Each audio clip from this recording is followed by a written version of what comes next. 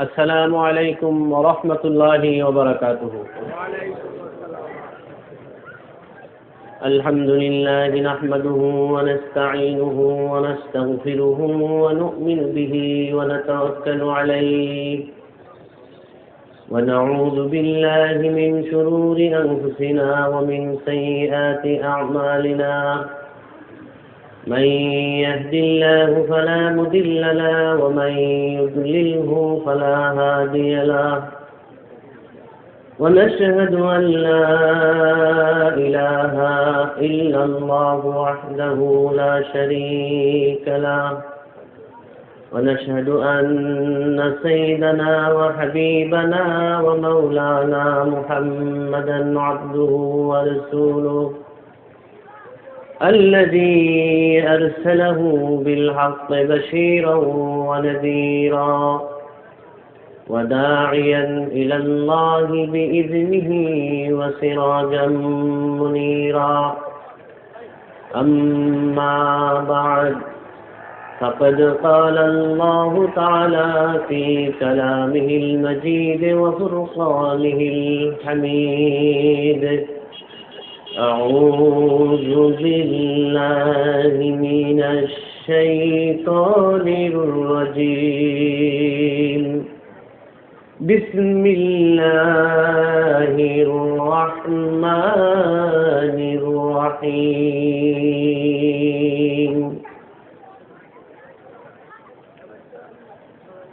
إن الله اشترى من المؤمنين أنفسهم وأموالهم بأن لهم الجنة. قال رسول الله صلى الله عليه وسلم: تركت فيكم أمرين لن تضلوا ما تمسكتم بهما كتاب الله وسنة رسوله أو كما قال عليه الصلاة والسلام. اللهم صل على محمد وعلى آل محمد كما صليت على إبراهيم وعلى آل إبراهيم إنك حميد مجيد. اللهم بارك على محمد وعلى آل محمد كما باركت على إبراهيم وعلى آل إبراهيم إنك حميد مجيد.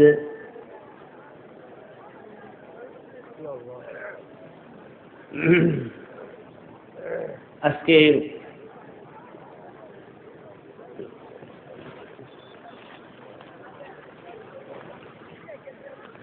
মাইজবাড়ি ল্যাংড়ার বাজার জামে মসজিদ উন্নতি কল্পে আজকে ইসলামী মহাসম্মিলনের সম্মানিত সভাপতি সাহেব হযরত উলামায়ে কিরাম, বিভিন্ন এলাকা থেকে বিভিন্ন গোত্র থেকে উপস্থিত মুসলিম তাওহীদি জনতা,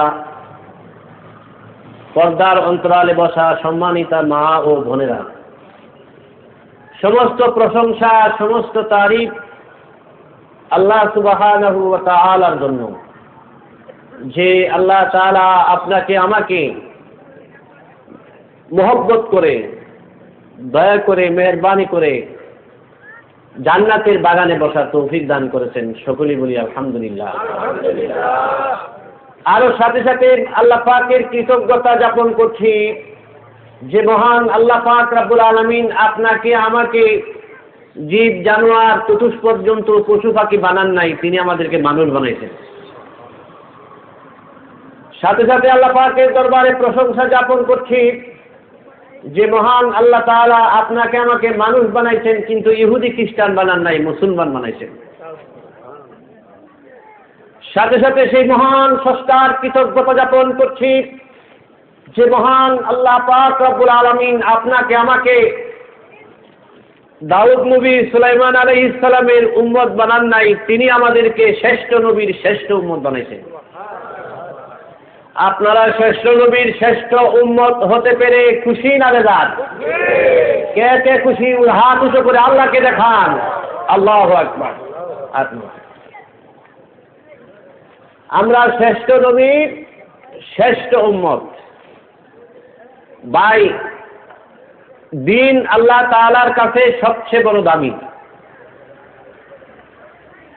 দামি জিনিসের সাথে যার সম্পর্ক থাকে সেও হয়ে যায় দামি। পৃথিবীর ইতিহাস হযরত আদম আলাইহিস সালাম থেকে নিয়ে শেষ নবী মুহাম্মদুর রাসূলুল্লাহ সাল্লাল্লাহু আলাইহি ওয়াসাল্লাম পর্যন্ত যত নবী এবং রাসূলকে আল্লাহ পাক দ্বীনে হক দিয়া পৃথিবীতে পাঠাইছিলেন, যারাই এই দ্বীনে হকের সাথে সম্পৃক্ত হয়েছে তারাই সোনার মানুষে রূপান্তরিত হয়ে গেছে।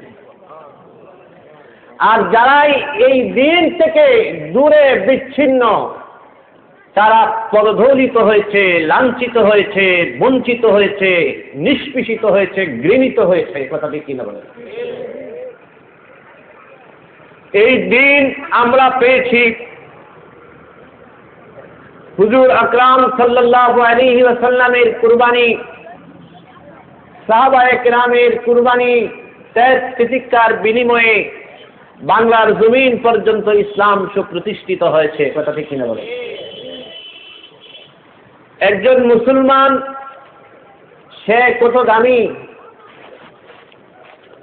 একজন মুসলমানের জন্য আসমান আসমানের জায়গায় থাকবে, জমিন জমিনের জায়গায় থাকবে, পাহাড় পাহাড়ের জায়গায় থাকবে, সমুদ্র সমুদ্রের জায়গায় থাকবে, গাছ বৃক্ষ তরুলতা নিজ নিজ স্থানে অবস্থান করবে, যতদিন পর্যন্ত আল্লাহ বলনেওয়ালা একজন মুসলমান এই পৃথিবীতে জিন্দা থাকবে।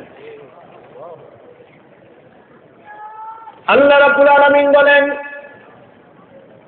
হুয়াল্লাযী খালাকা লাকুম মা ফিল আরদি জামিআ।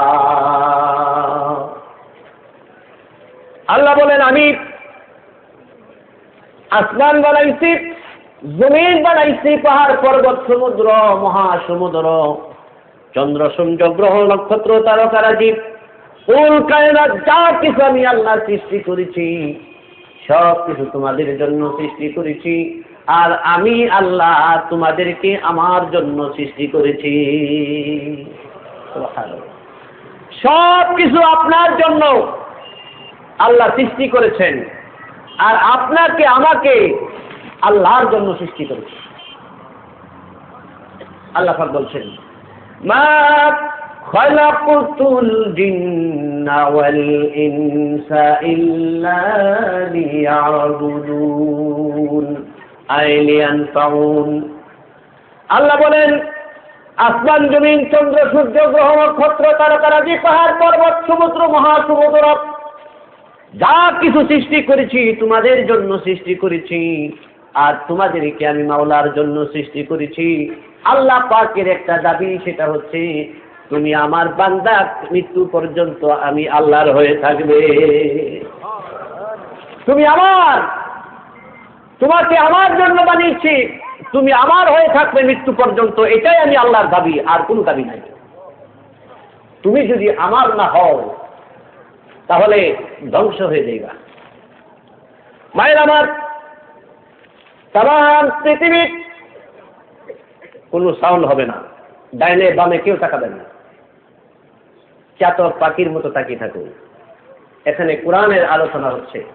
আল্লাহ যত বড় তার কথা তত বড়, এই মজলিস তত বড়।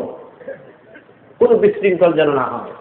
কারো প্রস্তাবের প্রয়োজন হলে এক আঙ্গুল সোজা করবেন, এটা ক্লাস, নিয়ম কানুন আছে। কারো বাথরুমের প্রয়োজন হলে 2 আঙ্গুল সোজা করবেন, তখন আমি বুঝতে পারবো কার প্রস্তাবের জরুরত, কার বাথরুমের জরুরত। কথা ঠিক কিনা? নিয়ম শৃঙ্খলাই হচ্ছে জীবন। তাম পৃথিবীর সমস্ত মানুষ এবং জিন জাতি আল্লাহর আনুগত্য দাসত্ব করে, গোলামি করে, আল্লাহর সম্মান বাড়বে নাকি বলেন? বাড়বে?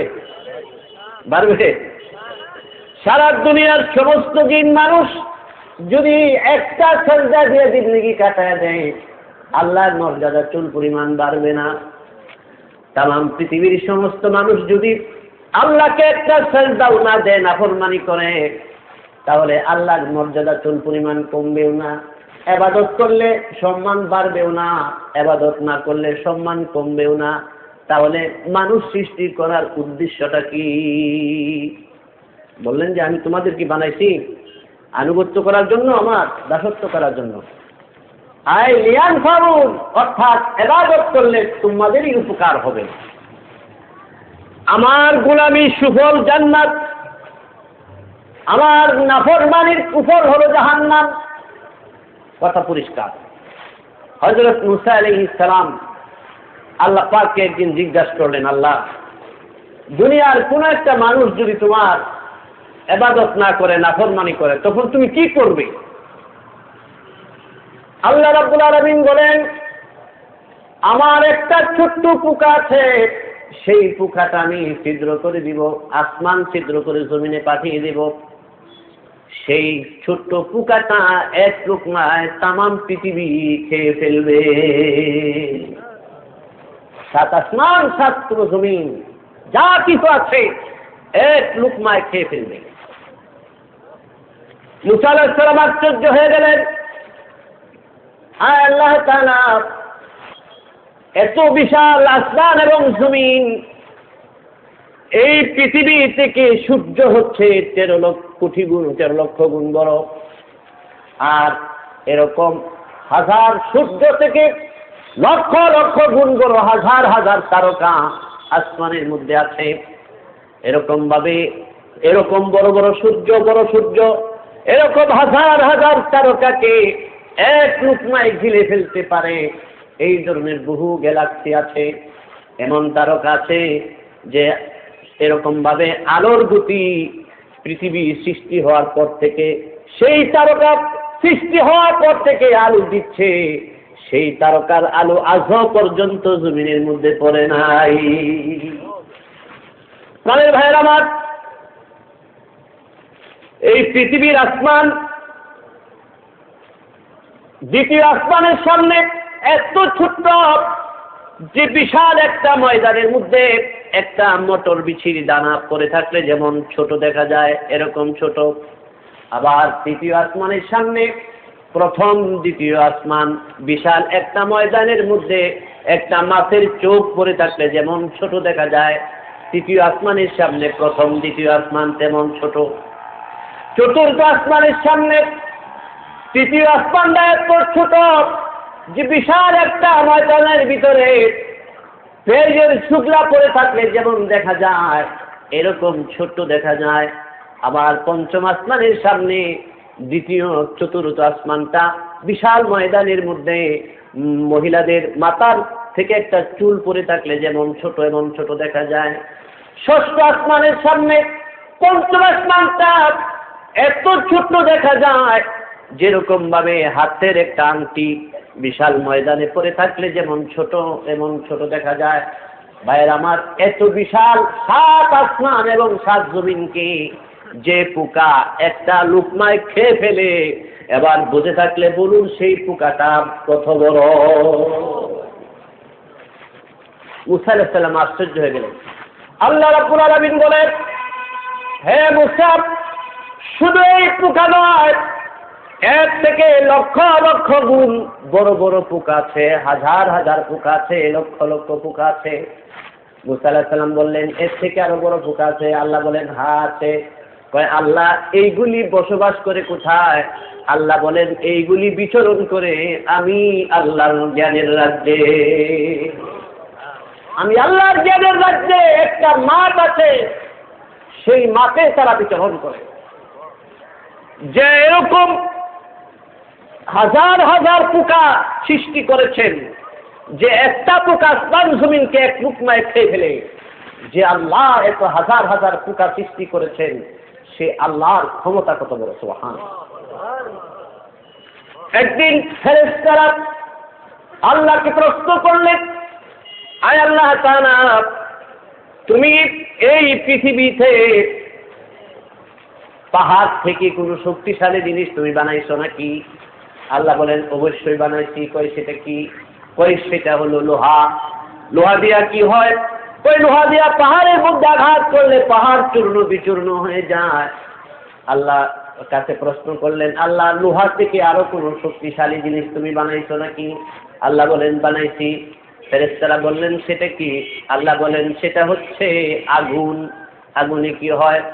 ওই লোহার এত শক্তি, এই লোহা যদি আগুনের মধ্যে ধরে দেওয়া হয় লোহাটা মোমের মতো গলে যায়, ঠিক কিনা বলেন? ফেরেশতারা বললেন আল্লাহ সেই আগুন থেকে তুমি আরো কোনো শক্তিশালী জিনিস বানাইছো নাকি? আল্লাহ বলেন বানাইছি। সেটা কি? সেটা হচ্ছে পানি। এই পানি যদি আগুনের মধ্যে দেওয়া হয় তাহলে আগুন নির্বাপিত হয়ে যাবে। আল্লাহর কাছে আবার প্রশ্ন করলেন, আল্লাহ তুমি পানি থেকে আরো কোনো শক্তিশালী জিনিস বানাইছো নাকি? আল্লাহ বলেন বানাইছি। সেটা কি? সেটা হলো বাতাস। সেই বাতাস পৃথিবীর এক প্রান্ত থেকে আর এক প্রান্ত মেঘমালাকে মহাশূন্যে উড়ে নিয়ে যায়। ফেরেশতারা বললেন আল্লাহ এই প্রবল বাতাস থেকে তুমি আরো কোনো শক্তিশালী জিনিস বানাইছো নাকি? আল্লাহ বলেন বানাইছি। ফেরেশতারা বললেন সেটা কি? আল্লাহ বলেন সেটা হলো আসমান। বলেন সুবহানাল্লাহ। বাতাস যতই প্রবল হোক না কেন কিন্তু আমার আসমান বিদীর্ণ করতে পারে না। ফেরেশতারা বললেন আল্লাহ তুমি এই আসমান থেকে আরো কোনো শক্তিশালী জিনিস বানাইছো নাকি? আল্লাহ বলেন বানাইছি। কয় সেটা কি? কয় সেটা হলো আমার একজন ফেরেশতা যার নাম হযরত ইসরাফিল আলাইহিস সালাম। তার মুখের মধ্যে একটা সিংহা আছে। আল্লাহ থেকে সবচেয়ে বেশি কাছে হলেন হযরত ইসরাফিল আলাইহিস সালাম। আল্লাহ পাকের আরশ আজিমের কুঠির মধ্যে ধরে এরকম ভাবে সিংহাটা মুখের মধ্যে দিয়া আল্লাহর হুকুমের অপেক্ষায় আছে। তার সিংহার ভিতরে পৃথিবীর সৃষ্টি থেকে শেষ পর্যন্ত যেই পরিমাণ প্রাণী আছে সেই প্রাণী পরিমাণ সংখ্যা অনুযায়ী তার সিংহার মধ্যে ছিদ্র আছে। সুবহানাল্লাহ। আল্লাহ বলেন আমার এই ফেরেশতা আমার হুকুমে যেদিন সিংহায় ফুৎকার দিবে, ফু দিবে, দেওয়ার সাথে সাথে এই আসমান জমিন কিছুই থাকবে না। পাহাড়গুলি এরকম ভাবে মহাশূন্যে বিমানের মতো উঠতে থাকবে, একটা আর একটার সাথে সংঘর্ষ হয়ে এরকম ভাবে চুরমার বিচূর্ণ হয়ে যাবে। ওয়াতাকুনুল জিবালু কালইহিনিল মানফুশ। সেই ইসরাফিল সিংহায় ফু দিলে দলিত এরকম ভাবে তুলার নেই এরকম ভাবে পাহাড়গুলি উঠতে থাকবে। ফেরেশতারা বললেন আল্লাহ ইসরাফিল থেকে তুমি আরো কোনো শক্তিশালী জিনিস বানাইছো নাকি? আল্লাহ বলেন বানাইছি। কয় সেটা কি? আল্লাহ বলেন সেটা হলো আল্লাহ বলনেওয়ালা আমার একজন বান্দা, আমার নাম নেওয়ালা একজন বান্দা। সব কিছু থেকে শক্তি বেশি। সে যতদিন আমার নাম নিবে ততদিন আসমান ঠিক থাকবে, জমিন ঠিক থাকবে, সব কিছু ঠিক থাকবে। একজন মুসলমানের দাম হতো। বুঝতে পেরেছেন আমার প্রাণের ভাইরা? وَكَانَ عَرْشُهُ عَلَى الْمَاءِ। আল্লাহ পাকের আরশ আজিম রয়েছে পানির উপরে। কিসের উপরে ভাই? পানির উপরে আল্লাহ পাকের আরশ আজিম। কোন ব্যক্তি যদি প্রত্যেক ফরজ নামাজের পরে এরকম ভাবে 10 বার অথবা 100 বার ইস্তেগফার করে, আল্লাহর হাবিব বলেছেন তার গুনাহ যদি সমুদ্রের ফেনা সমতুল্য হয় তবু আল্লাহ রাব্বুল আলামিন তার গুনাহ মাফ করে দিবে। এটা কোন সমুদ্র? এই সমুদ্রটা কোনটা? হাদিস শরীফে আল্লাহ রাসূল বলেন এই সমুদ্র হচ্ছে আল্লাহ পাকের আরশ আজিম যে সমুদ্রের উপর রাখা হয়েছে। আমার দিকে খেয়াল করেন, আগে বলছি ডাইনে ভাবে তাকাবেন না। ডাইনে ভাবে কিয়ামত হয়ে যাক, তাকানোর দরকার আছে? আমার দিকে তাকান। আল্লাহ পাকের আরশ আজিম যে সমুদ্রের মধ্যে রয়েছে সেই সমুদ্রের কথা বলা হয়েছে। সেই সমুদ্রের ফেনা পরিমাণ যদি গুনাহ হয়, এবার আল্লাহ পাকের আরশ আজিমটা কত বড় আসুন আমরা একটু ব্যাখ্যা করি। একটা আরশে আজিমের খুঁটি আছে, একটা খুঁটি থেকে আরেকটা খুঁটির দূরত্ব হলো 3 লক্ষ বৎসরের রাস্তার সমপরিমাণ। 500 বৎসরের রাস্তার সমপরিমাণ হচ্ছে 9 কোটি 30 লক্ষ মাইল। এরকম ভাবে আল্লাহ পাকের আরশ আজিমের একটা খুঁটি থেকে আরেকটা খুঁটির দূরত্ব 3 লক্ষ বছরের রাস্তার সমপরিমাণ। এবার বুঝে থাকলে বলুন তো আল্লাহ পাকের আরশ আজিম কত বড়, সুবহানাল্লাহ। এবং সেই আরশ আজিমকে বহন করেছে ওয়ায়াহমিলু আরশা রাব্বিকা ফাওকাহুম ইয়াওমাইযিন সামানিয়া। 8 জন ফেরেশতা সেই আরশে আজিমকে বহন করে আছে। এবার আরশে আজিমের প্রশস্ততা যদি এত বড় হয়, এত বিশাল যদি আরশে আজিম হয়, তাহলে যে আরশে আজিমটা যে পানির উপরে আছে, যে সমুদ্রের উপরে আছে, সেই সমুদ্রটা কত বড় হবে বলেন সুবহানাল্লাহ। আল্লাহর হাবিব বলেন সমুদ্র পরিমাণ যদি গুনাহ করে, আল্লাহর বান্দা যদি তওবা করে, আল্লাহ রাব্বুল আলামিন তার গুনাহ মাফ করে দিবেন। আমার প্রাণের ভাইরা, সেই আল্লাহ কত বড়, ঠিক কিনা? সেই আল্লাহ কত বড়, সেই আল্লাহ যত বড় তার কথা তত বড়, আল্লাহ যত দামি তার দিন তত দামি, সুবহানাল্লাহ। সেই দিনের সাথে যার সম্পর্ক হবে সেও তত দামি হয়ে যাবে। ইন্নাদ-দীনা ইনদাল্লাহিল ইসলাম, আল্লাহর কাছে একমাত্র গ্রহণযোগ্য ধর্ম ইসলাম, এছাড়া আর কোন ধর্ম আল্লাহর কাছে গ্রহণযোগ্য নাই। ধর্মই একমাত্র ইসলাম। আমার প্রাণের ভাইরা, আল্লাহ বড়, যত বড় তার কালাম তত বড়, আল্লাহ যত দামি তার কথা তত দামি, তার দিন তত দামি। আপনারা জানেন আপনার আমার নবী শরীরের মধ্যে মশা মাছি বসা হারাম, যার কারণে যাকে আল্লাহ পাক পুরো কায়নাত সৃষ্টি করার মাধ্যম বানিয়েছিলেন, সেই আল্লাহ রাব্বুল আলামিন তার হাবিবকে তো সম্মান দিয়েছেন, তো ইজ্জত দিয়েছেন। কি বলবো, এক কথায় আল্লাহর পরে যার মর্যাদা, সুবহানাল্লাহ। সৃষ্টি কুলের মধ্যে আল্লাহর পরে যার মর্যাদা, আর মর্যাদা রাসূল করিম সাল্লাল্লাহু আলাইহি ওয়াসাল্লামের মর্যাদা।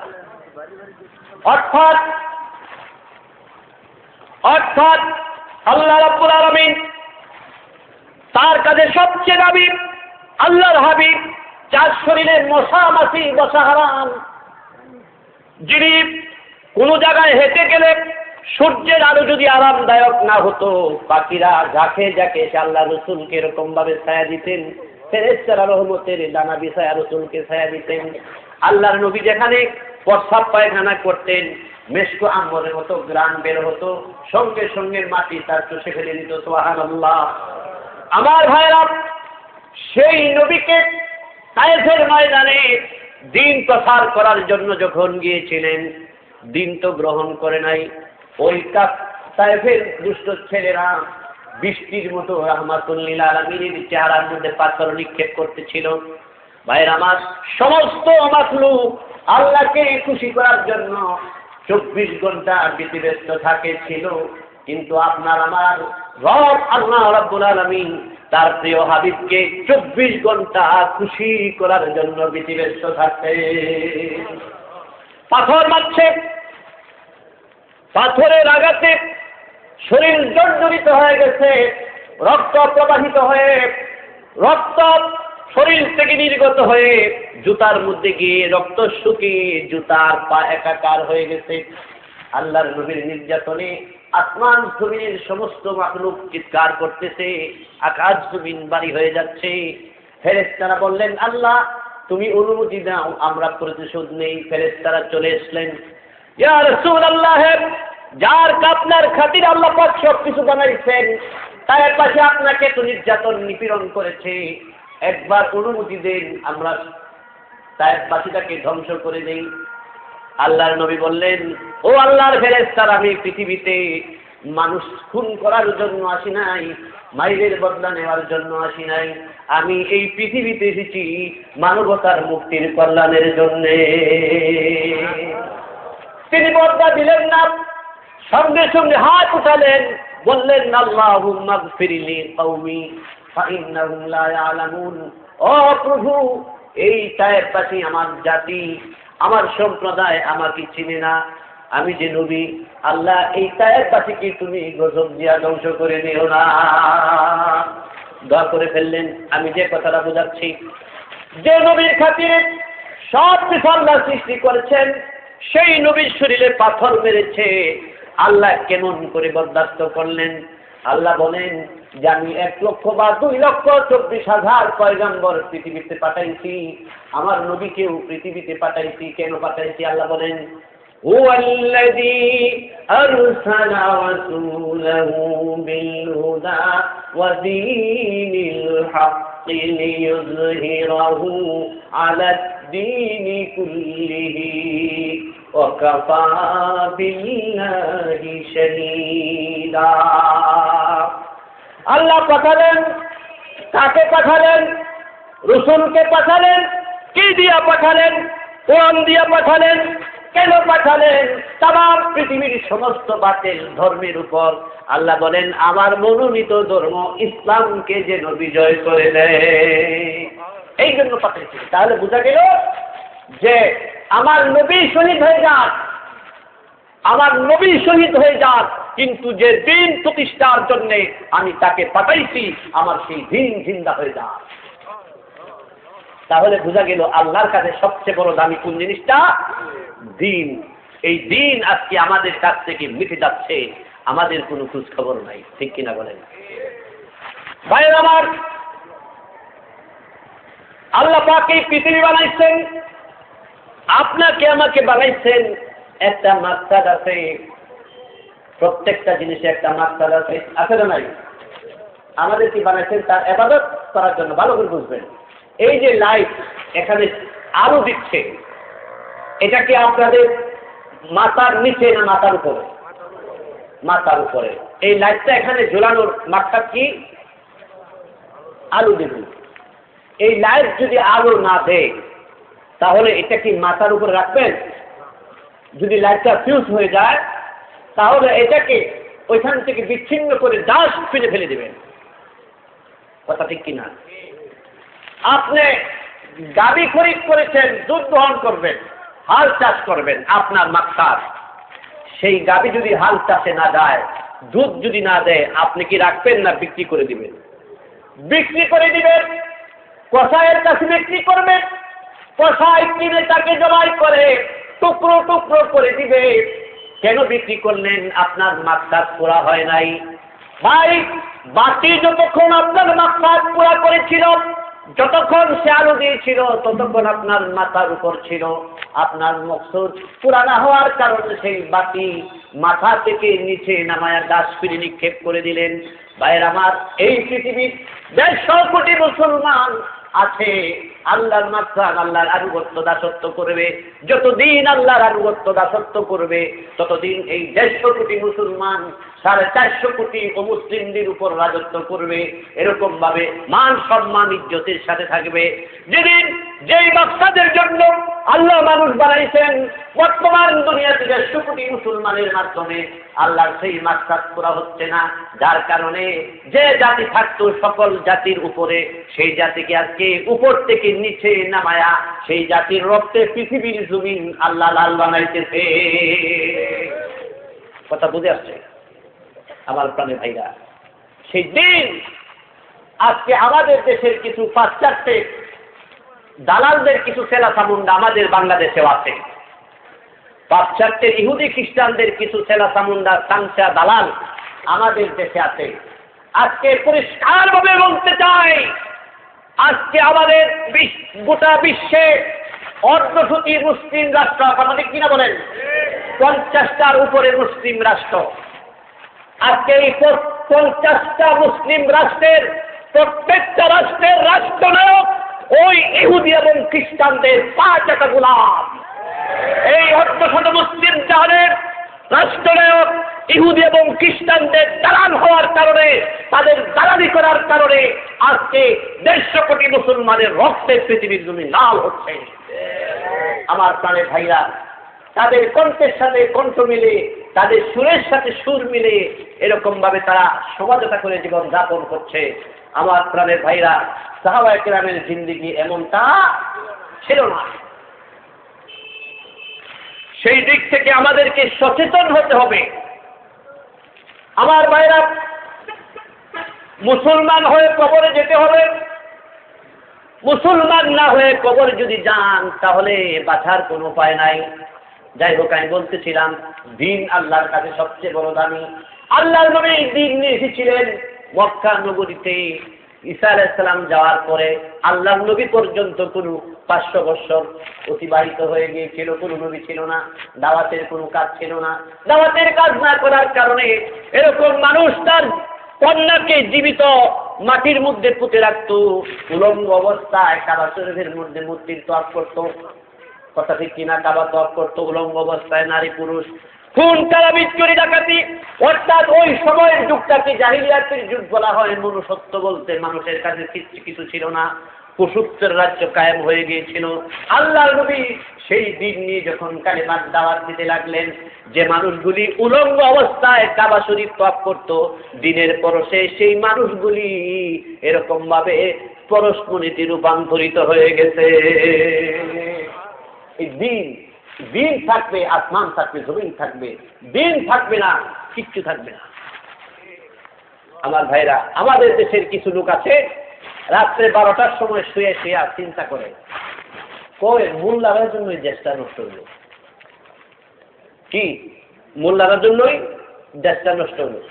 হ্যাঁ, কিন্তু ফজরের নামাজ পড়ছে না, জোহরও পড়ছে না, আসরও পড়ছে না, মাগরিবও পড়ছে না, এশাও পড়ছে না, নিয়ত করছে ফজরও পড়তো না, কিন্তু চিন্তা করে কি মোল্লার জন্যই দেশটা নষ্ট হইল। কিছু লোক আছে হুজুর আকরাম সাল্লাল্লাহু আলাইহি ওয়াসাল্লামের লেবাস, টুপি, দাড়ি, পাগড়ি, জামা, এইগুলি দেখলে মাথার মধ্যে গিজগিজ করে। কিছু লোক আছে এইগুলি হলো বুফের ছেঁড়া তামুন্ডা। এগুলি কিসের বুফের ছেঁড়া তামুন্ডা? ইহুদি নাসারাদের দালাল ছেঁড়া। আর যাদের কাছে টুপি, দাড়ি, নবীর আদর্শ, সুন্নত, লেবাস ভালো লাগে, মহব্বত করে, এরা হলো সাহাবায়ে কেরামের উত্তরসূরি। আমার প্রাণের ভাইয়েরা, আল্লাহর নবী বলেছেন, আল উলামাউ উম্মতি কাআম্বিয়াই বনি ইসরাঈল। আমার উম্মতের একজন আলেমের মর্যাদা বনি ইসরাইলের একজন পয়গম্বরের সমতুল্য।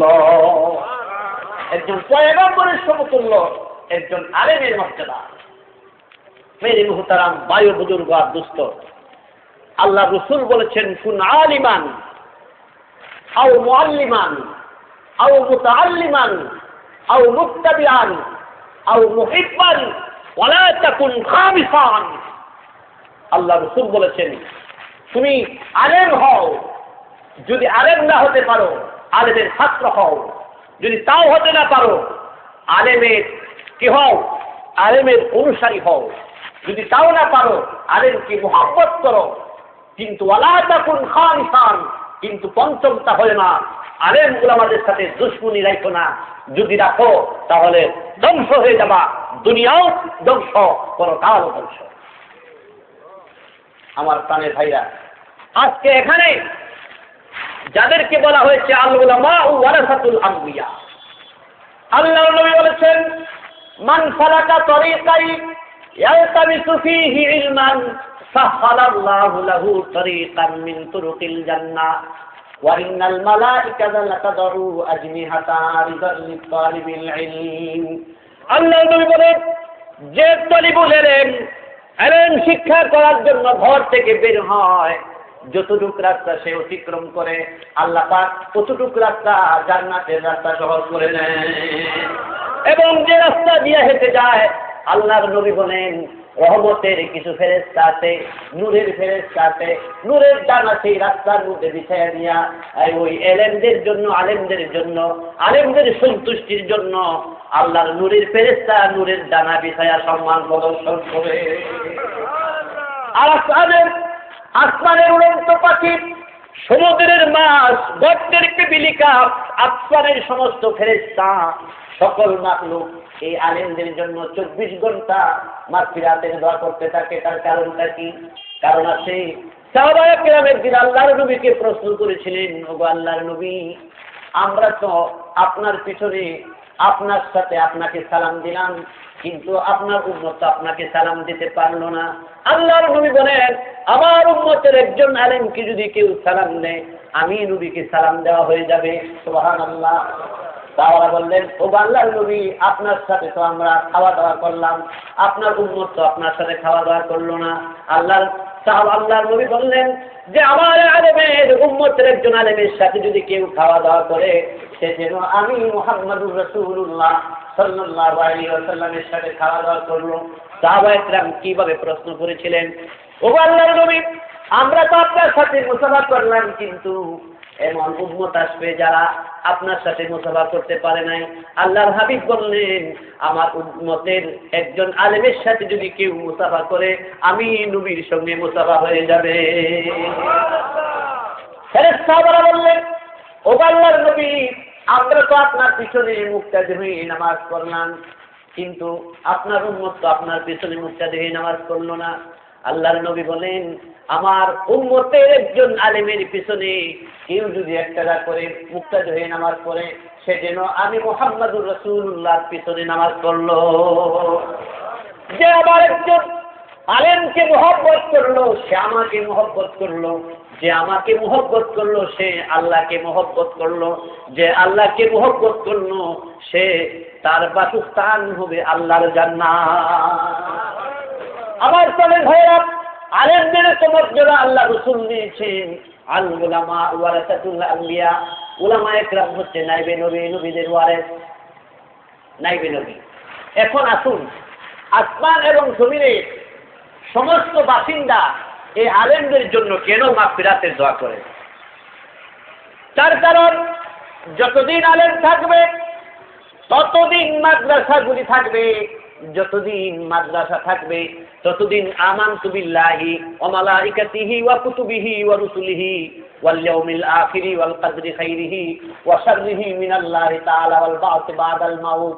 ইমানের ফাউন্ডেশন থাকবে, যতদিন আলেম থাকবে ততদিন মাদ্রাসা থাকবে, ততদিন ইমানের ফাউন্ডেশন থাকবে, যতদিন ইমানের ফাউন্ডেশন থাকবে ততদিন আল্লাহ বলনেওয়ালা মুসলমান এরকম ভাবে তৈরি হবে। যতদিন আল্লাহ বলনেওয়ালা মুসলমান তৈরি হবে, ততদিন আসমানের জায়গা ঠিক থাকবে, জমিনের জায়গা ঠিক থাকবে, সব কিছু ঠিক থাকবে। যেদিন আলেম থাকবে না সেদিন মাদ্রাসা থাকবে না, যেদিন মাদ্রাসা থাকবে না সেদিন কুরআন হাদিসের শিক্ষা বন্ধ হয়ে যাবে, যেদিন কুরআন হাদিসের শিক্ষা বন্ধ হয়ে যাবে সেদিন আর দিন জিন্দা থাকবে না, যেদিন দিন জিন্দা থাকবে না সেই দিন মানুষ মনুষ্যত্ব হারিয়ে পশুত্বের মতো জীবন যাপন করবে। সেদিন আল্লাহ পাক একটা নাস্তিক মুরতাদকে, একটা বেনামাজি সুৎখুর ঘুষখোরকে আল্লাহ পাক এক ডুব পানি পান করার সুযোগ দিবেন না, গোটা পৃথিবীটা আল্লাহ পাক ধ্বংস করে দিবেন। একজন আলেমের মর্যাদা কত, গোটা পৃথিবী ধ্বংস করে দিবেন। সেই জন্য আসমানের ফেরেশতারা দোয়া করে যে আলেম যতদিন থাকবে ততদিন দিন ঠিক থাকবে, আসমান জমিন ঠিক থাকবে। সেই জন্য আলেমদের জন্য দোয়া করে, মাগফিরাতের দোয়া করে। উড়ন্ত পাখির এই অনুভূতি আছে, মহাশূন্যে আল্লাহ পাক আমাকে খাওয়াচ্ছেন, পড়াচ্ছেন, মহব্বত করছেন, লালন পালন করছেন এই আলেমদের খাতিরে। এই আলেমদের কারণে দিন জিন্দা আছে, এই অনুভূতি পাখির আছে। গর্তের পিপিলিকার এই অনুভূতি আছে, গর্তের ভিতরে আমাকে আল্লাহ পাক খাওয়াচ্ছেন, পড়াচ্ছেন, লালন পালন করছেন। ওই আলেমদের খাতিরে, তাদের খাতিরে দিন জিন্দা আছে। যতদিন দিন জিন্দা থাকবে আমার মতো পিপিলিকাকে, আমার মতো সমুদ্রের মৎস্যকে আল্লাহ পাক খাবার ব্যবস্থা করবেন, সব কিছু করবেন। সেই জন্য এই আলেমদের জন্য, তলিবুল আলেমদের জন্য আসমান জমিনের বাসিন্দা, গর্তের পিপিলিকা, সমুদ্রের মাছ, উড়ন্ত পাখি 24 ঘন্টা আল্লাহর দরবারে মাগফিরাতের দোয়া করতে থাকে। কত দাম তাদের, আল্লাহু আকবার। আমাদের দেশের কিছু লোক আছে বলে মোল্লারা মুখটারে আগ করায় দেখো মোল্লারা আমাদেরটা খায়া বাচ্চা পড়িয়া আছে। কথা ঠিক কিনা? কয় মোল্লারা আমাদেরটা খায়, আমাদেরটা খায়া বাচ্চা আছে। না না না, বরং তোমার মতো নাস্তিক, তোমার মতো মুস্তাক, তোমার মতো ইহুদি খ্রিস্টানদের দালাল, পাঁচটা গোলাম, এই আলেমদের খাতিরে তোমার মুখে আল্লাহ পাক এখনো পানি উঠাচ্ছেন, তোমার মুখে এখনো আল্লাহ পাক রিজিক দিচ্ছেন। যেদিন এই আলেম থাকবে না, তোমার মতো নাস্তিক মুস্তাককে, এরকম পাঁচটা গোলামকে আল্লাহ পাক পাহাড়ের মধ্যে হেসরায়া চুবায়া এরকম ভাবে পুষতে নাবুদ করে দেবে। একটা উদাহরণের মাধ্যমে বোঝেন। আপনার বিয়া শাদীর মধ্যে যান না, বরের সাথে যাত্রী হয়ে যান না, বর থাকে কয়জন? একজন। যাত্রী থাকে কতজন? 20-50 জন। যাত্রীর সাথে বরের সাথে যাত্রী থাকে 20-50 জন। এরকম একটা ডেকোরেশন থাকে, চেয়ার টেবিল সাজানো থাকে। বরের জন্য ডেকোরেশনের ভিতরে ছোট্ট একটা ঘর করা হয়, ঠিক না? ওইখানে মুখের মধ্যে রুমাল দিয়া বন্ধু বান্ধব নিয়ে বসে থাকে, ঠিক না? আর মেয়ের বাবা ওই ডেকোরেশনের ভিতরে গিয়া খাবার পরিবেশন করে আর বলে, বিআই সাহেব খাবার মনে হয় রুচি সম্মত হয়েছে না, আর একটা মুরগির রুসল, আর এক পিস গরুর গুস্তল, এরকম ভাবে আর এক পেলা ধইল, বিআই সাহেব রুচি সম্মত না হইলে মাফ করে দিয়ে, এরকম বলে কি বলে না? বলে না? এই 50 জনের মধ্যে একটা ছিল মহা এফোর্ট করে এখানে তুমি বরের কাছে চলে গেছে, গিয়া পরামর্শ করে। ওই যে আমাদের দেশে কিছু দালাল আছে না, ইহুদি খ্রিস্টানদের দালাল, মুক্তার, নাস্তিক, যারা বলে যে আলেমরা আমাদের দেখায় বাচ্চা থাকে, সে ফট করে গিয়ে বলতেছে, কই তুমি যে এখানে বসে আছো, এখানে খাবার খাচ্ছ আমাদের খাতিরে। এবার বলুন তো 50 জন যাত্রী বরের খাতিরে খায় না বর যাত্রীর খাতিরে খায়? বরের খাতিরে 50 জন যাত্রী খায় না যাত্রীর খাতিরে বর খায়? ওই কেমনে? ওই যে তোমার শ্বশুর বাড়িওয়ালার মেয়ে বিয়া করবা তুমি, একবার তোমার কাছে আসে নাই? আসছে যে জামাই আমার মেয়ে বিয়া করবা, খাওয়া বসে সম্মত হইল কিনা, আর একটা মুরগির রুসল বলতে কয়েকবার, কয় না এই কথাটা বলে নাই, আমাদেরকে বারবার বলছে, বারবার মাত্রায় করছে, আমাদের কত দাম, আমাদের খাতিরে তুমি এখানে খাইতেছ। ওই বড় আবার একটু মগা টাইপের, কথা ঠিক না?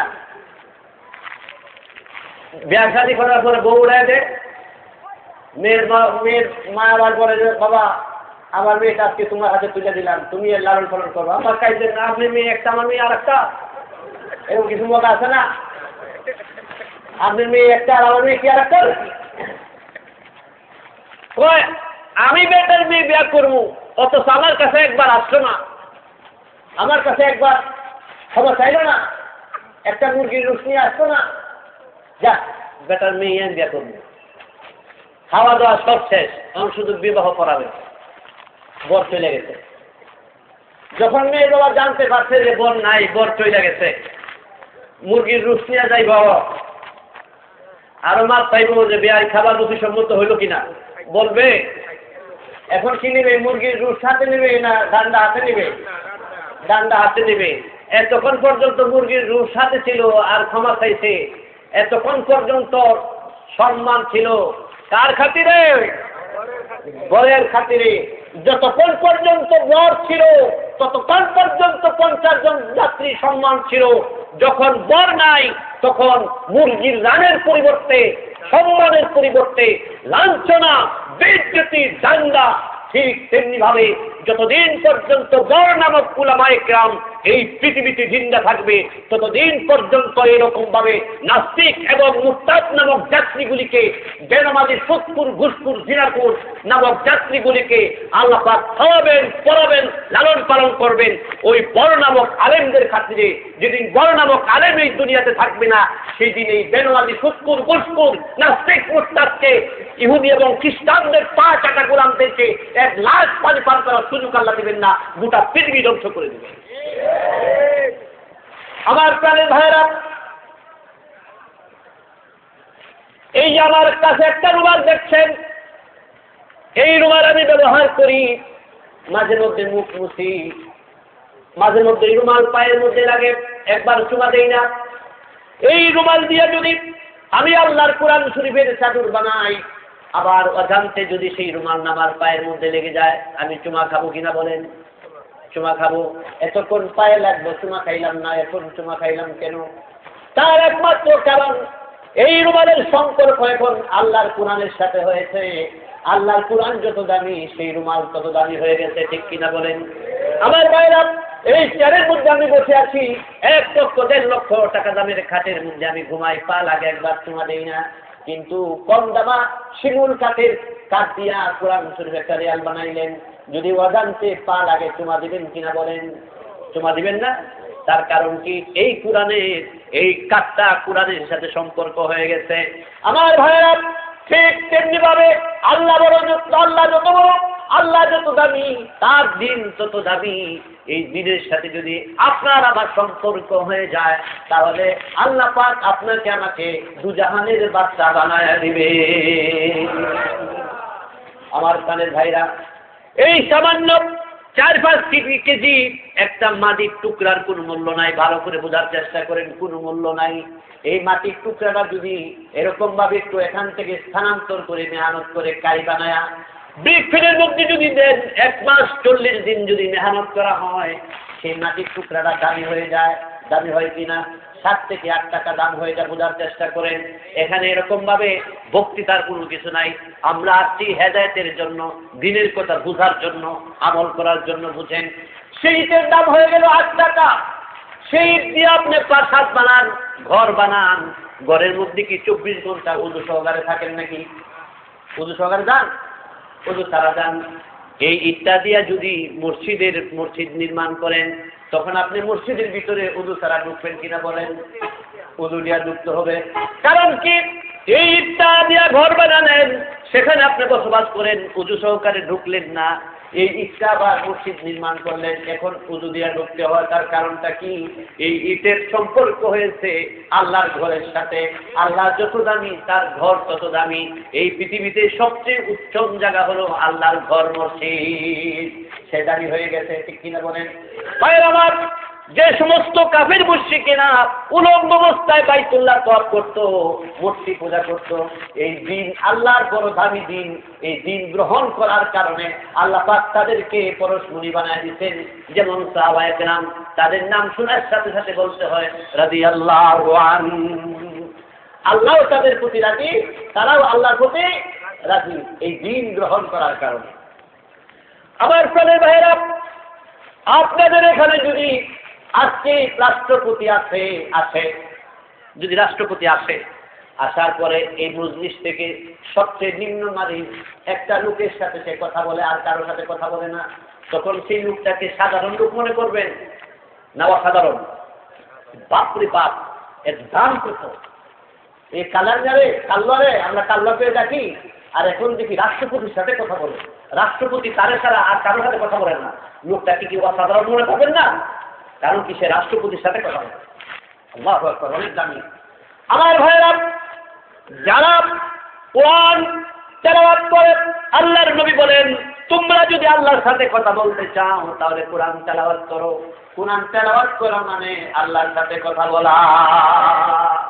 ভাইয়েরা আমার, হযরত উলামায়ে কেরাম 24 ঘন্টা কোরআনের তাফসীর করে, কোরআন তেলাওয়াত করে, হাদিস পড়ায়, 24 ঘন্টা আল্লাহর সাথে কথা বলে। বলুন তো, এই লোকটির দাম আছে না নাই? দাম আছে না নাই? ভাইয়েরা আমার, এই দিন আপনাকে আমার ভিতরে আসতে হবে। আজকে শতকরা 90% লোক সূরা কেরাত জানে না, নামাজ পড়তে জানে না, রুকু জানে না, সেজদা জানে না, সারা জিন্দগি বরবাদ করে দিলেন। কিছু আলোচনা শুনে কর্মসূচি নেন, আমল করার চেষ্টা করেন। ভাই, এখন তো আমাদের পক্ষে মাদ্রাসায় লেখাপড়া সম্ভব না। সম্ভব? এখন বয়স্কদের জন্য একটা চলমান শিক্ষা প্রতিষ্ঠান, সেটা হলো দাওয়াতুত তাবলীগ। সেটা কি? দাওয়াতুত তাবলীগ। কথা বোঝার চেষ্টা করবেন। হিজরত এবং নুসরতের দ্বারাই এই পৃথিবীতে দিন জিন্দা হয়েছে। মাদ্রাসার মধ্যে ঈমান পড়ানো হয়, ঈমান শেখানো হয়, আর দাওয়াতুত তাবলীগে ঈমানকে বাস্তবে রূপ দেওয়া হয়। দাওয়াতুত তাবলীগে ঈমানকে কি করা হয়? বাস্তবে রূপ দেওয়া হয়। ঈমান হলো বিশ্বাস, আর ইয়াকিন হলো দৃঢ় বিশ্বাস। ঈমান হলো প্র্যাকটিক্যাল, আর ইয়াকিন হলো প্র্যাকটিক্যাল। ইয়াকিন কি? প্র্যাকটিক্যাল। মানে ইয়াকিন মানে কি? আমি আল্লাহকে সরাসরি দেখছি। সুবহানাল্লাহ। আমার হিজরত এবং নিসরতের দ্বারা দিন জিন্দা হয়েছে। আল্লাহ রাব্বুল আলামিন কোরআনে কারীমের ভিতরে বলেন, আল্লাযীনা আমানু ওয়া হাজারু ওয়া জাহাদু ফি সাবিলিল্লাহি বিআমওয়ালিহিম ওয়া আনফুসিহিম আ'যামু দারাজাতান ইনদাল্লাহ। যে ব্যক্তির ভিতরে 3টা গুণ থাকবে, ভালো করে বোঝেন 3টা গুণ। আমাদের দেশের অনেক লোক বলে যে এই যে 4 মাসের জন্য জায়গা, 3 চিল্লার জন্য জায়গা, বউ রেখা যায় কোথায়? কত প্রশ্ন, অবান্তর, অযৌক্তিক। ঠিক কিনা বলেন? যে মাত্র বিয়া করতে 1 মাস হয় নাই, 15 দিনও হয় নাই, 4 মাসের জন্য বিদেশ গেছে, চিল্লার গেছে, এটা কি হইল? কিন্তু এই মহায় আবার হের বড় গুলানে বিয়া করাইছে, আগে দিন বিয়া করাইছে, এখনো দিন ইতালি বাড়াই গেছে, ওখানে কোনো প্রশ্ন নাই। কথা ঠিক কিনা বলেন? হ্যাঁ, আবার কই যে 1 বছরের জন্য জায়গা, বহুল অন জায়গা যাচ্ছে, আর তোমার গুলানে বিয়া করে 12 বছরের জন্য বিদেশ যায়, দৌড়া হয় কই? যত বছর প্রশ্ন দিনের মধ্যে, এগুলি বিভ্রান্তি। কথা ঠিক কিনা বলেন? এক মৌলানা আওয়াজ করতেছে, ওরও যে তাবলিগ করারা 4 মাসের জন্য বিদেশ গেছে গা, চিল্লাই গেছে গা, বউ রেখে গেছে কই? হ্যাঁ, কিন্তু মাত্র 5 বছরটাই গেছে বিদেশে, কয়েকদিন সে আসছে। পরবর্তী বক্তা উঠতে কলে উনি যে বললেন যে তাবলিগ করারা চিল্লাই গেলে বউ রেখা যায় কই, উনি যে বিয়া করে 5 বছর বিদেশ থেকেছে, ওনার বউ কি সোনালী ব্যাংকে জমা রেখে গেছিল? এইগুলির এমনি জবাব দিবেন। ভাই, হকের ঠিকানা 3টা। কয়টা? 3টা। একটা হলো উলামায়ে দেওবন্দের সিলসিলা, দারুল উলুম দেওবন্দের সিলসিলা। যত কওমি প্রতিষ্ঠান আছে, যত কওমি আকীদার আলেম আছে, ওদের কাছে যাবেন, সহিহ দ্বীন পাবেন, সহিহ বুঝ পাবেন। এইটা হলো হকের ঠিকানা। 2 নাম্বার হলো দাওয়াতুত তাবলীগ। 2 নাম্বার হকের ঠিকানা কি? দাওয়াতুত তাবলীগ। 3 নাম্বার হকের ঠিকানা হচ্ছে হক্কানি পীর মুরিদি। হক্কানি পীর মুরিদি। এখন পীর মুরিদি খুব ভেজাল হয়ে গেছে, আপাতত 2টার মধ্যে থাকে। পীর মুরিদি কি হয়ে গেছে? ভেজাল হয়ে গেছে। আমাদের কলাগাছগুলি নষ্ট করলো জিরে, আর আমাদের দেশের সরল মুসলমানের ঈমান আকীদা নষ্ট করলো ভণ্ড পীরে। ঠিক কিনা? আবার দেখবেন, ও ভাই, এটা তো সর্বসম্মতিক্রমে আল্লাহ ছাড়া অন্য কাউকে সিজদা করা যায় না। কি বলেন? শিরিক না? শিরিক। শিরিক গুনাহ আল্লাহ মাফ করবেন না। শিরিক গুনাহ মাফ করবেন না। তার কারণ আছে। আমি আপনাদেরকে জিজ্ঞাসা করি, আপনার একটা ছেলে যখন প্রাপ্তবয়স্ক হইল, হওয়ার পর বলতেছে, আব্বা, আপনি যে আমাকে জন্ম দিচ্ছেন, জন্মের মধ্যে আরো শরীর দাঁড়াচ্ছে। কথা কথা আপনার উপযুক্ত ছেলে বয়স হওয়ার পরে যদি বলে, আপনি যে আমাকে জন্ম দিচ্ছেন, জন্মের মধ্যে আরো শরীর দাঁড়াচ্ছে, তখন বাপের খুব আরাম লাগবে শুনিয়া, না অশান্তি লাগবে? কই, বেটা, মাতার গাম কয়ে ফেলে তোকে আমি খাওয়াইলাম, পড়াইলাম, মানুষের মতো মানুষ করলাম, সব কিছু করলাম, আজকে বলছিস যে জন্ম দেওয়ার ব্যাপারে আরো শরীর দাঁড়াচ্ছে। বাপে বরদাস্ত করবে? বরদাস্ত করবে না। কি করবে? তাকে সম্পত্তি থেকে ত্যাজ্যপুত্র করবে। কথা ঠিক কিনা বলেন? ঠিক তেমনি ভাবে আল্লাহ বলেন, এই সেজদার উপযুক্ত আমি আল্লাহ, ইবাদতের উপযুক্ত আমি আল্লাহ। আমি তোমাকে খাওয়াইলাম, আমি তোমাকে পড়াইলাম, আমি তোমাকে লালন পালন করলাম, আমি তোমাকে চক্ষু দিলাম, আমি তোমাকে কথা বলার শক্তি দিলাম, সব কিছু আমি দিলাম। আজকে আমি আল্লাহর পরিবর্তে অন্যকে তুমি শরীক স্থাপন করো ইবাদতের মধ্যে, আমি আল্লাহ তোমাকে বরদাস্ত করব না, আমি তোমাকে ক্ষমা করব না। তোমার পিতা তোমার প্রতি রাগান্বিত হয়ে যেরকম ভাবে সম্পদ থেকে ত্যাজ্যপুত্র করে, আমি আল্লাহ ব্যতীত অন্য কাউকে যদি সাজদা করো, যদি শিরিক করো, তাহলে তোমাকে জান্নাত থেকে আমি আল্লাহ তোমাকে ত্যাজ্য করব। কথা বুঝতে পেরেছেন? আমার প্রাণের ভাইরা, আমাদের কিছু ভণ্ডপীর আছে, ওরা এমন মেডিসিন খাওয়ায়, বুঝার চেষ্টা করবেন, খাওয়ার পরে ওই পীর ছাড়া সে আর কিছু বুঝে না। এই পীর ছাড়া আর কিছু বুঝে না। আল্লাহর নবীর থেকে শ্রেষ্ঠ পীর পৃথিবীতে আরো কেউ আসবে? সেই নবীর কাছে যারা মুসলমান হয়েছে এরাও কিন্তু মুরতাদ হয়েছে। মুরতাদ হয় নাই? মুরতাদ হয়ে গেছে, ইসলামকে অস্বীকার করছে। আর তুমি কত বড় পীর, একবার তোমার কাছে গেলে আর কেউ ফিরে আসে না, তোমাকে ছাড়া কিছু বুঝে না, তুমি এত বড় পীর হইলা পীর। এর মধ্যে সমস্যা আছে, আছে না নাই? আমার ভাইরা, যদি বলেন আল্লাহ ছাড়া অন্য কাউকে সেজদা করা যাবে না, তখন তারা প্রশ্ন করবে, মুখ সামলায় কথা বলেন, আল্লাহ ছাড়া অন্য কাউকে যদি সেজদা করা জায়েজ না হয়, তাহলে আল্লাহ তো নিজেই ফেরেশতাদেরকে বলছেন আদম নবীকে সেজদা করার জন্য। কথা যুক্তিসঙ্গত কিনা? কথা ঠিক কিনা? সাধারণ আওয়ামী লোক তো মনে করে সর্বনাশ, সর্বনাশ যে আদম নবীকে সেজদা করার জন্য ফেরেশতাদেরকে বলছেন। দলিল তো পুক্তা, কথা সত্য, মতলব খারাপ। তখন আমি বলতে চাই, এইভাবে জবাব দিবেন, আদম নবীর শরীয়তে হাওয়া আলাইহিস সালামের গর্ভে 120 বার সন্তান জন্মগ্রহণ করছে, সন্তান প্রসব করছেন। কতবার? 120 বার। প্রতি প্রসবে যমজ সন্তান হয়েছে, 2টা করে সন্তান, একটা ছেলে আর একটা মেয়ে, ঠিক কিনা? তো প্রথম প্রসবের ছেলের সাথে দ্বিতীয় প্রসবের মেয়ের বিবাহ জায়েজ ছিল। দ্বিতীয় প্রসবের ছেলে প্রথম প্রসবের মেয়ের সাথে বিবাহ কি ছিল? জায়েজ ছিল।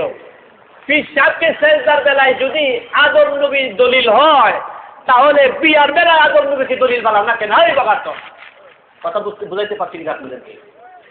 সেজদার বেলায় যদি দলিল দেও যে আর ফেরেশতাদেরকে বলছেন আদম নবীকে সেজদা করার জন্য, আমরা পীর সাহেবকে সেজদা করলে সমস্যাটা কি?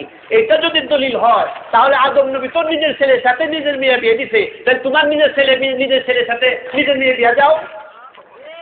বিয়ার বেলা আদম নবী দলিল না, সেজদার বেলা আদম নবী দলিল। এর থেকে ভণ্ডামি বাটপারি আর কিছু হতে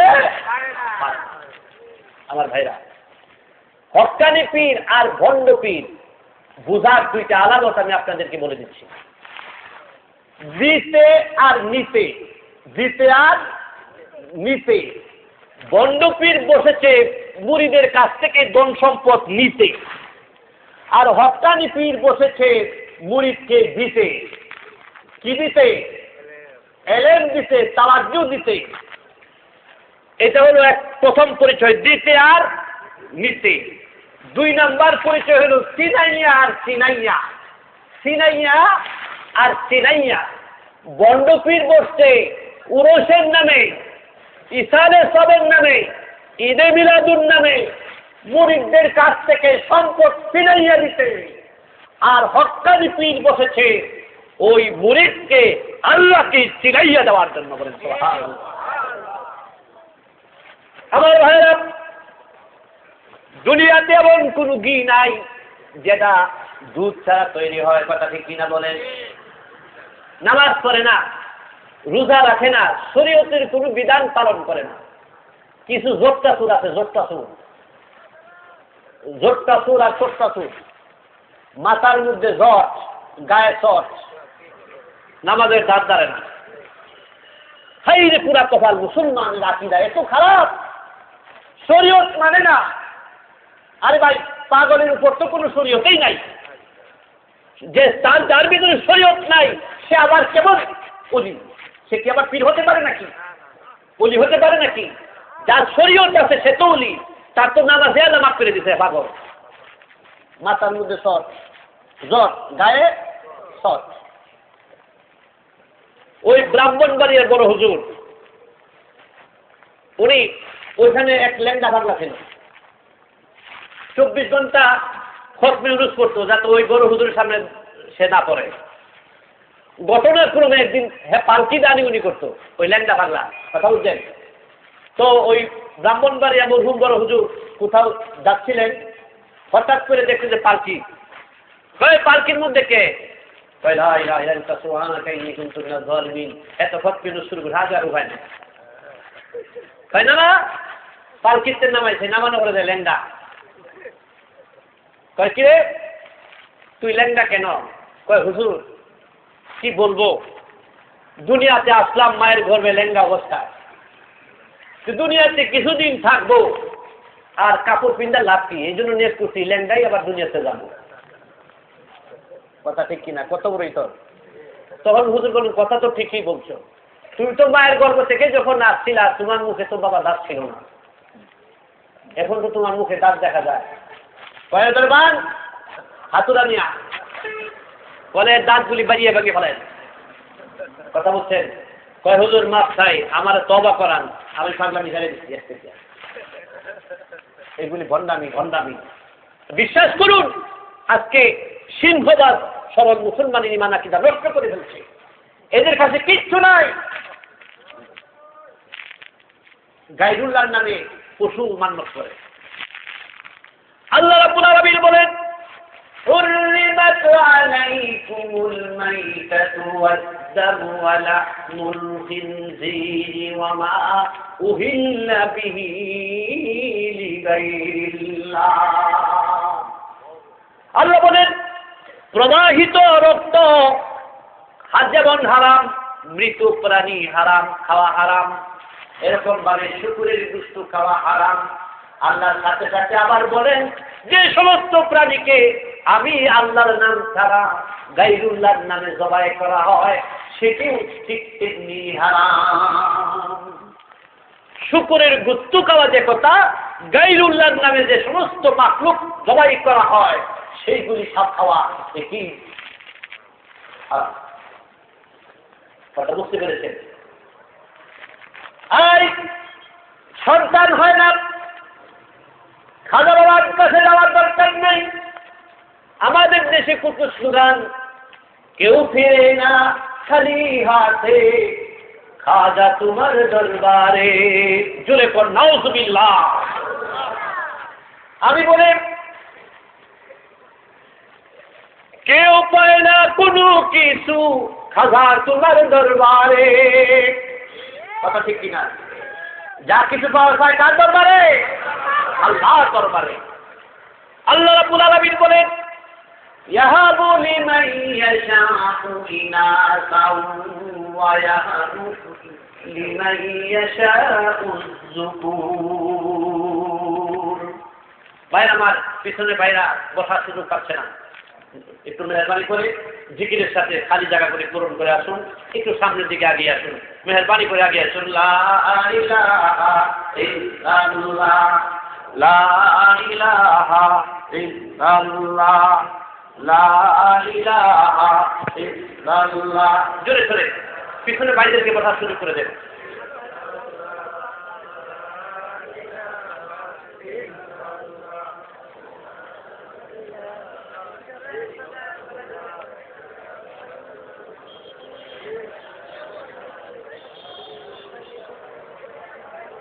সুবহানাল্লাহ ওয়ালহামদুলিল্লাহ, লা ইলাহা ইল্লাল্লাহ।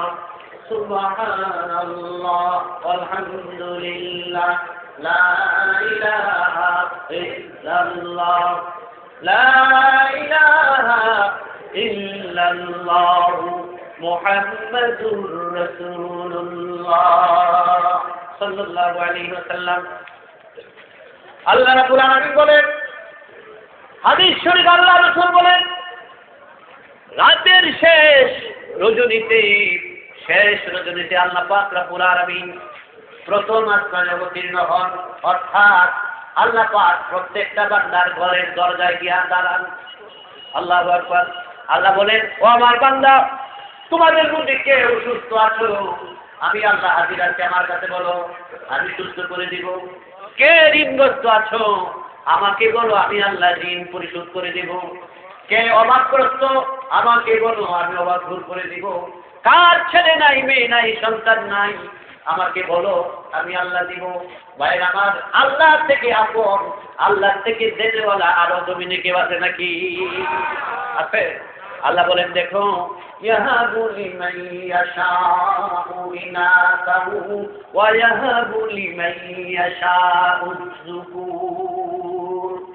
আল্লাহ যাকে ইচ্ছা তাকে ছেলে সন্তান নেন, শুধু ছেলে সন্তান দেন, যাকে ইচ্ছা আল্লাহ পাক মেয়ে সন্তানও দেন, আল্লাহ পাক যাকে ইচ্ছা ছেলেও দেন মেয়েও দেন। কথা ঠিক কিনা বলেন? ذكرانا وإناثا ويجعل من يشاء عقيما। আল্লাহ বলেন আমি যাকে ইচ্ছা শুধু ছেলে দেই, যাকে ইচ্ছা শুধু মেয়ে দেই, যাকে ইচ্ছা ছেলেও দেই মেয়েও দেই, আর যাকে ইচ্ছা আমি আল্লাহ কিচ্ছু দেই না, বন্ধা করে দেই।